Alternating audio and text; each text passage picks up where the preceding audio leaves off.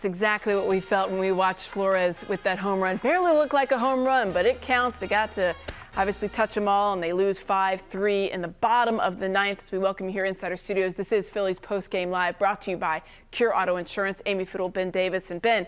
They finished the 6-game road trip a dismal 1-5, and after this game, where they come all the way back, they tie the game. You're starting to get some good vibes. To lose like that is even more disappointing. Yeah, this is a tough one to swallow.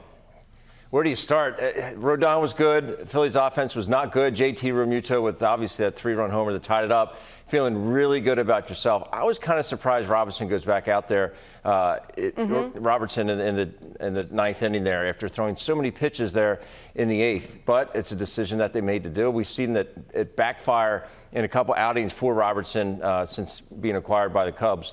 But this is just the backbreaker. Yeah. And to go 1-5 on this road trip, we were talking about them going 5-1, possibly 6-0, and to return to Philadelphia with a 1-5 road trip out west is not good.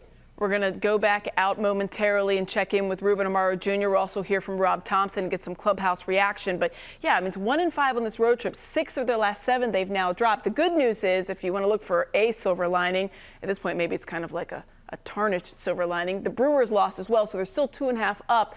That is at least some positive, but they can't feel good about a lot of things. No. The bats didn't really answer any call. They had runners in scoring position numerous times. They didn't capitalize. They did, obviously, with the big home run from JT Realmuto. But then you look at the bullpen. They had been doing okay today, but then it reared its ugly head again. Yeah, you look at it, and from a personal standpoint, sometimes you have games where you maybe get a couple hits. We didn't feel real good. Other games, you smoked the ball 4 times, right, and you're 0 for 4. I think you look at this road trip thinking, you know, they got the one win, but they didn't play good fundamental baseball. It was just sloppy. It wasn't the baseball that we've seen throughout the middle part of the summer that we got so accustomed to seeing them play every night. This was just sloppy road trip. They had the one big game where they scored a lot of runs. Okay, we'll toss that one aside. But other than that, the starting pitching was not good. The bullpen was not good. Too many walks, too many strikeouts from an offensive standpoint. It was just a steady diet of the same thing day in and day out, and obviously that's not a recipe for success. Yeah, Jim Salisbury has alluded to it. This felt like a little bit more like a May Phillies team rather than the September one that we were hoping to see after their great July and August. Let's head back out to San Francisco and check in with Ruben Amaro Jr. And Ruben, I mean, this game, we were just saying, you started to get the good feeling. It was such a dud leading up to that 8th inning, and then, wow, they come alive. They get that lucky single from Bryce Harper, and you thought, wow, things like that go their way. And then JT Realmuto comes through with the home run. But then to see it all come apart at the end when obviously Robertson gives up that home run to Flores. Disappointing.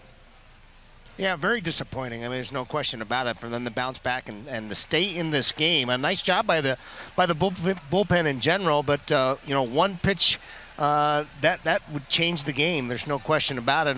He just really stepped it up a notch in that 6th inning, throwing 98, 99, and he was sitting at 94, 95. To have that ability to really flip that switch, that speaks a lot about him, doesn't it, Rube?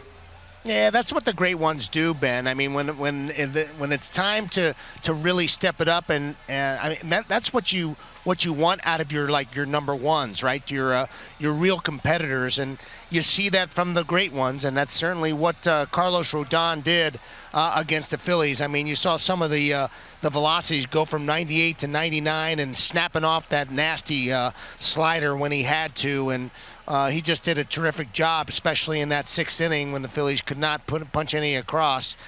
So you got to give a lot of credit to the guy. But for me, I mean, for a guy who does punch out a lot of guys, I know it's tough to hit.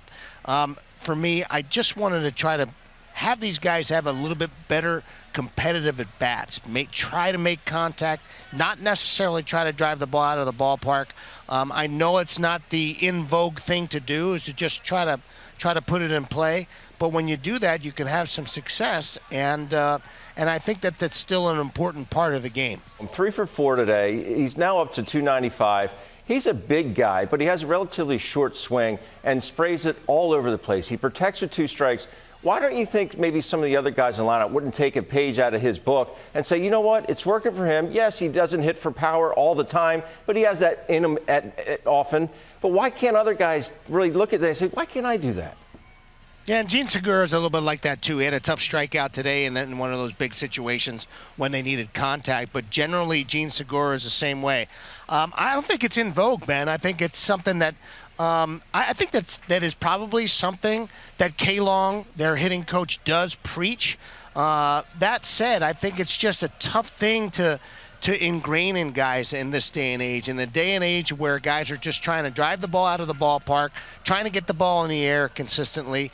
And I think that's a tough way to hit if you want to try to make consistent contact. Listen, different guys have different styles. Hitting is a very difficult thing, as you and I very well know.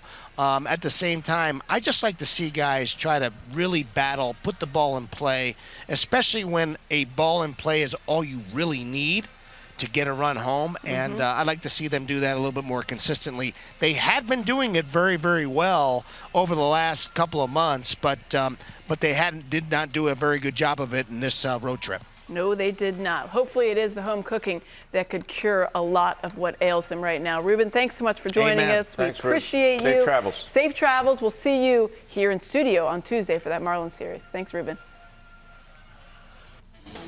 All right, let's check out our Chasing October. When we check out the wild card standings, I mentioned the Brewers did lose, so that is at least the good news on this. They're still 2.5 games up. Then, of course, they also hold the tiebreaker against Milwaukee, so that also helps. But you're losing ground with the Padres, which give you a little bit of cushion on that front. But you don't want to have to be chasing the scoreboard, right? You don't have to be like, oh, we lost, but what did the Brewers do? That's not. You have to take care of your own business, obviously, and they're not doing that. Can this series with the Marlins and then the Nationals get them back on track? You sure hope so. This is like Christmas in September for the Phillies with regards to the Brewers.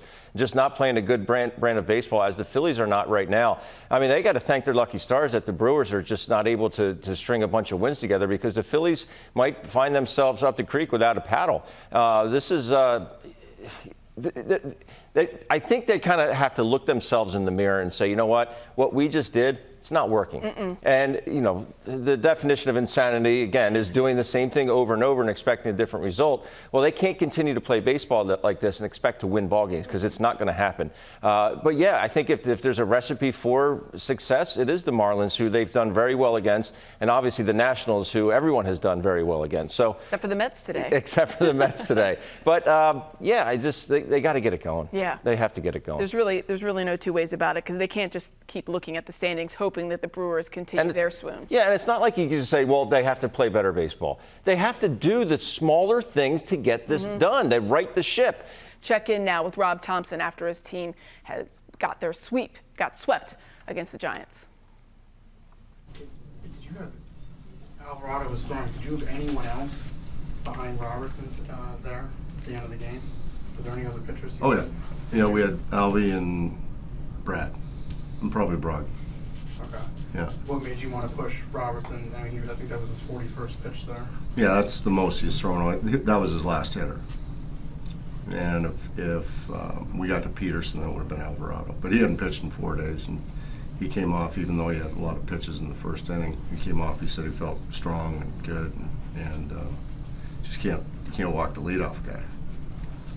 Is that the cumulative? I mean, you did, on the 6-game trip, your stars went 24 innings total. Yeah. Do you feel that cumulative effect by the end here, where you've had to use some of your relievers and then you have to lean on your guy for 40, your closer for 40-ish pitches?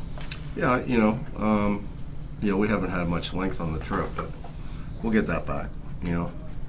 I'm sure of it. I have a lot of confidence in our starters, and we just happen to run into a couple teams that were grinding on us a little bit. Just get back home, have a good off day. Off days are funny because sometimes they come at a bad time, and sometimes they come at a good time. It's probably a good time to have an off day. We were talking about Ranger, before the game, and how nice it would be to. Yeah. So this is 2 in a row where it was that 4th inning that kind of did him in. Yeah. What's your concern level with his innings and where they're at this point? Yeah, I mean, there's always some concern, but the reason I got him out of there, well, he lost the plate a little bit in the 4th, but he threw almost 40 pitches in that inning, and with his innings limits and things like that, I just thought it was a good time to go to the bullpen, and the bullpen did a great job. Nelly came in and worked out of a tough situation. Nitzoli looked pretty good. good curveball. Coonrod threw the ball well, and Robbie threw the ball well. I thought stuff was good. I don't know where the pitch. I think the pitch was away from what's his name? Flores, and he just kind of hooked it down the line. So the walks on this trip. Really, yeah, that's concerning. We got to throw strikes. Yeah. I mean, how do you even address it? Is it just mechanics? Is it? I don't know what it is, but we got to throw strikes. We got to quit giving guys free passes because, if you're playing a team that really grinds on you, and then you're walking people on top of that, it's not real good. So you had Hand today, huh? Yeah, but I mean, just kind of an emergency for him, because he threw a lot of pitches yesterday. So he wouldn't have gotten Jock Peterson if it came to that. No, that would have been Alvarado. We had Alvarado ready. Do you reach a point where you have to think about maybe trying something? I wouldn't say unconventional because it's happens in baseball now with Ranger though, or maybe he's a 3-inning pitcher, maybe you use an opener ahead of him, or maybe you pair somebody with him. Yeah. Is that something you guys? We haven't talked about it yet, but it's always stuff that you're thinking about. What a swing of momentum on JT. Yeah. On home run, amazing. Yeah, it felt good, and I thought this game on this road trip was the best game we played on defense. Everybody's alert. Made some good plays. Maton made a couple of good throws and good running catch into right center for a guy that hasn't had a lot of reps. I thought he did a nice job. You surprised they didn't send the runner there on that misplay? Yes. Yeah, I was, but I've also coached a lot of third base, and sometimes you lose things, and you turn to look at something else, and just at that moment, the ball gets loose or whatever. How do you kind of put the trip in perspective? 1-5, you're 1-6 in your last 7. Yeah. You lost some ground in the race. Yeah. Well, it's been a frustrating week, but it's just 1 week. Now we start a new week on Tuesday, and after an off day, and we got Noah going, and we just got to get back to our winning ways.